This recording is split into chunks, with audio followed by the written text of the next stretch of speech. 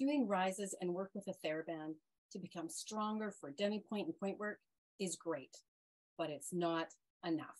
In this video, I'm going to share with you why that actually is not enough for you to get what you're really looking for. So keep watching to see two different video sections where I'm going to show you some essential skills that you might be missing, but can easily add to your training regimen. To be safe on point, we need to be strong and we need to be sensitive. We are training our nervous system just as much as we are training our muscles. And while it might seem like you can do both at the same time, there is a slightly different approach when you're also addressing training the nervous system for the sensitivity part. So let's first look at the thera-band exercises and why I say they're not quite enough. Although they're good, please, if you're doing them now, keep doing them. So the thera-band work is great for you to develop strength and precision, partly because often when you're doing the thera-band work, you're actually being able to see your feet while you're doing it. And that helps give you a whole lot of visual feedback of what you're doing, what you're feeling and what you're doing are getting linked together. But maybe you know where I'm going with this. When we're dancing, we're not able to see what we're doing. And my gosh, I sure don't want to be getting trained to look down at my feet as the only way that I can know what they're doing or to really feel sensitive or safe. So that's number one, is we have to remember that training the nervous system requires learning to feel it, not just see it. So we do need to, at some point, take away the opportunity to see what we're doing. So now you're going to be weight bearing and having those eyes out to the distance. Another reason why we want to make sure we're also training while being weight bearing is a really cool, brilliant thing about your body, which is that the two legs talk to each other without heading up the spinal cord for processing in the brain. They simply have their own communication, leg to leg, leg to leg. And it's there for us to help navigate uneven ground. And our nervous system is really quick to make the ankles work together to manage that uneven ground. And so quick that it's actually too much time to go to the brain and back. So it's just leg to leg, but you only get that when you're doing weight bearing, because then it's responding to the ground below you or responding to your movement. It's not the same when you're sitting. So do keep your thera-band, but I'm also suggesting you add these exercises. So now look at just a little clip from video A before I show you the whole thing, which is only 45 seconds anyway. I'm going to start with the sickle to go out and come down straight and then reverse. So here we go. Slight sickle out, come straight and straight down. Tiny sickle out, come straight and down. Welcome back. And yes, you heard right. I was asking the dancers to sickle. Oh my God, sickle. No. Dancers never sickle. Certainly not on purpose. Or do they? Do they? Well, I believe they do. And I've got lots to say about that, even for a flat foot wing and sickle. But right now, let's just look at this idea of rising and whether we're actually supposed to be saying that sickling is good or bad. I'd say, yes, it's good. And yes, it's bad. It's bad if I didn't intend to do it. If I didn't intend to sickle, well, gosh darn, that could be leading me to a disastrous ankle sprain that can take me out for weeks or months. So why would I be asking them to sickle? Let's go look at the whole video, only 45 seconds, and then come back and I'll tell you a little bit more about why I'm asking for them to sickle. I'm going to start with the sickle to go out and come down straight and then reverse. So here we go. Slight sickle out, come straight and straight down. Tiny sickle out, come straight and down. Then you're going to go straight up. Slight sickle to come down, straight up. Slight sickle to come down. Now you're going to do the wing. Slight wing in and come straight to go down. Wing in, come straight to come down.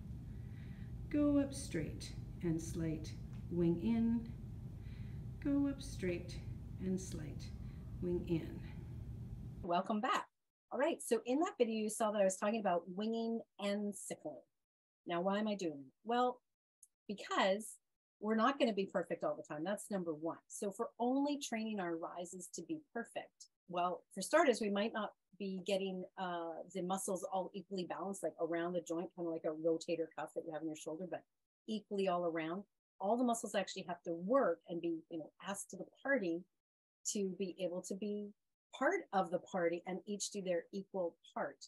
And a lot of lower leg injuries are actually about muscle imbalances. So by doing things only ever perfectly, it appears like maybe we're being balanced, but we actually need to experience all these places to wake up all the muscles around. So that's number one, actually strength, if you're doing it quite big. But if you start to do it more subtle, now you're developing the sensitivity. The sensitivity for what? The sensitivity to know how to come back if you had gone off. If you've gone off unintentionally, you're losing your balance, somebody knocked into you, any number of things. If I never go off, I never get to practice coming back. So think of the coming back, like getting back on course. So imagine you're doing choreography and exercise, what have you, and you mess up counts 3 and 4. Well, ideally, you're back on track by count 5, but you would have come from a different place to get back on track for count 5. If count 3 and 4 had gone nice and flowing, you had your normal practice path to get to count 5. But if something happened off, you had to immediately think on your feet to get back for count 5. Now it's the same thing with your ankles. The sensitivity of, if I went a little sickling off, I need to know how to come back to neutral. So I need to practice it a bit big for big noticing and strength, practice it more subtle. The more you do this, I would practice it more and more subtle. So like you're only off by like a millimeter instead of 3 or 4 millimeters. And the girls in this filming were showing the bigger version of it for the most part, just so that it would be more visual and you could really see it. So please know, I'm not telling you to train yourself to sickle, but I am suggesting that if you want to have stability, you need to have equal strength. So we need to be going around it all. Okay, if I wanted a strong wrist, I can't just do one action. I'd want to do all of it. So yes, we've got our ankle circles. And in a way, it's like doing an ankle circle with weight bearing. So I'm building more nervous system sensitivity and more strength because I'm using my weight, which is going to be more than any resistance a thera-band could do, for example. Plus, don't forget, when you're actually dancing, you do a variety of things. Imagine you're doing like a huge wide fourth where the ankles feel a little different and you have to have strength slightly different places than when they're perfectly vertical underneath you. Or you're doing a nice tombe and actually timbering off that full point or even demi-pointe. Okay? It's different. There are different pathways and different muscles have to kind of wake up to help keep you supported and stable. So strength is important, yes, but sensitivity and noticing is equally important and often not talked about in the training of dancers. I hope it has been, but if it hasn't, here's your moment to start to consider it. If you're falling off point, it happens in like a millisecond before you have time to consciously ask for the control and the noticing to say, hey, tibialis anterior, can you work a bit more? Or those perineals on my left side, wake up a bit. It's too late. You can't consciously think that. It has to be a reactive response that gets trained into the system. And therefore, I've got to go there, come back, go there and come back, go there, come back. So the other variation, by the way, would be to do changes of speed. So right now, I just kept it very even. I didn't do any music because copyright stuff with music. But you could do a super slow version. You could also do a super fast version. And the fast version, of course, is even more related to, a quick fall off point, but being able to come back, right? Quick response is what we need to be actually safe and secure up there. Now, before I show you the next video, I just want to give a big heartfelt thank you to the dancers who were generous enough to be willing to have their legs, feet, and butt filmed so that you could have something to follow along with. My words wouldn't be nearly enough to explain it versus just actually seeing dancers do it. And I also want to give a big thank you to all of you out there who've already subscribed. That means the world to me. And hopefully it makes your life easy because maybe if you're a subscriber, you would have been notified when this video came up. And I also want to thank my supporters who have bought me a coffee and support me in making all those videos. If you're interested in supporting me a little bit by buying me a coffee, please go ahead and check out my page that I'm linking in the little box right here. So you can see what that is and also of course down in the description. So before I show you the last video, the second variations of them, I just want to give you an image that you can consider while you're watching this. I love images. I think they work wonders for many types of people and thinkers. And if you're one of those, then here's an image for you. Imagine you're at the mall and you want to go to your favorite store. So if you're a student here, mom dropped you off at this entrance. and you know the path to get to your favorite store. And then dad drives you the next time, drops you somewhere else. Oh, different path. Or somehow, I don't know, you got blindfolded and placed somewhere else. And you got to always find a new pathway.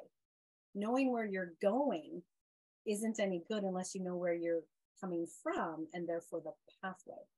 So yes, we want to always know vertical, but I can't know vertical because I'm only ever at vertical. That's like you magically being transported in front of your favorite store all the time. And you didn't actually get to figure out all the multiple potential pathways to get there. Another image would simply be like breadcrumbs, like in Hansel and Gretel. If I go there and come back, I've left the breadcrumbs.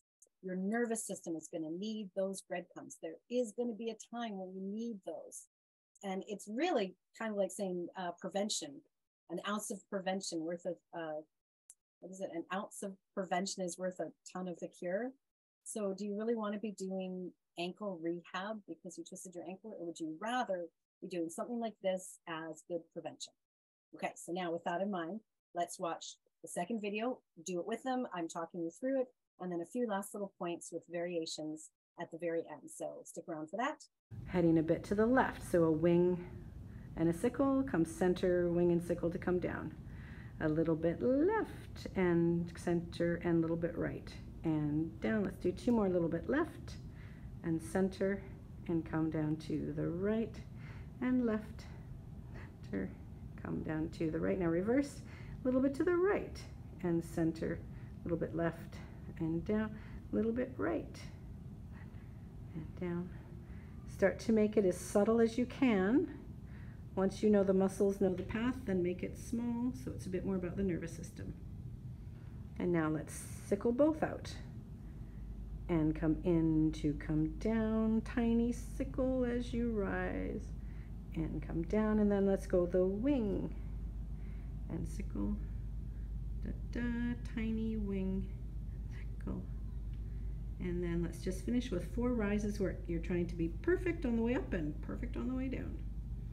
And if you go it all offline, use your new sensitivity to help detail it. And start to notice, do you have a habit that does anything that actually wants to pull you off to one of those others? A little wing or a little sickle? There you go. Welcome back. So here's my last notes for you. First thing is just to say, even if you're working on this for point work, I would do demi-pointe first, okay? Anytime you go up onto point, it really magnifies what you're doing. You know, the subtlety of being off a hair on demi-pointe and you come back, that subtlety will actually feel quite big when you're on point. So please do it on demi-pointe for a while until you feel you're really good at and doing the subtle versions. As mentioned earlier, the other thing would be do it on 2 feet for a long time, then start to experiment a bit on 1 foot. If you notice that 1 foot is way more skilled and 1 foot is a lot weaker, please don't train equally. Be a little unbalanced in your training. So if I've got, you know, my left leg is this strong, my right leg is this strong, don't keep getting equal strength because you'll remain uneven. Do a few more. So maybe, again, if this was my left, I would maybe start on my left, do my right, and do more left, so that I'm always trying to balance them out over time. So our goal would be to be as equal as possible eventually. Also work with the size. You can do bigger when you're looking for strength, more subtle when you're looking for more sensitivity. And I did also kind of mention this idea of doing it with changes of speed, right?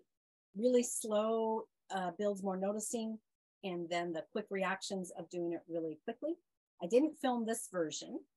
I think it's going to be self-explanatory, which is just to rise and do sickle and back, sickle and back, sickle and back, wing and back, or sickle and wing, back and forth. The versions I showed you were when they were doing those actions during the rises, but you can just do it up on demi-pointe or eventually on point. Okay, it's a little bit like doing on point where you're just coming off the box and back up. You could also do roll off the box with a bit of a wing, come back up straight, roll off the box with a bit of a sickle, come up straight. Those are all the variations if you're at that point doing your point work. I hope you enjoyed all this, found it informative. Hope you watched the whole thing because there's lots of points in there. Thank you so much for watching and sticking it to the end. I have linked another video you might be interested here.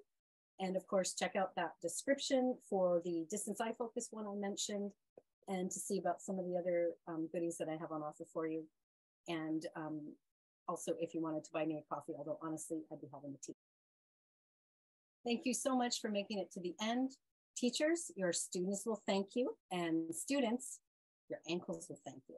And I thank you too for placing your trust in me and using some of your most valuable time in watching this whole video. Thank you so much, and see you on the next one.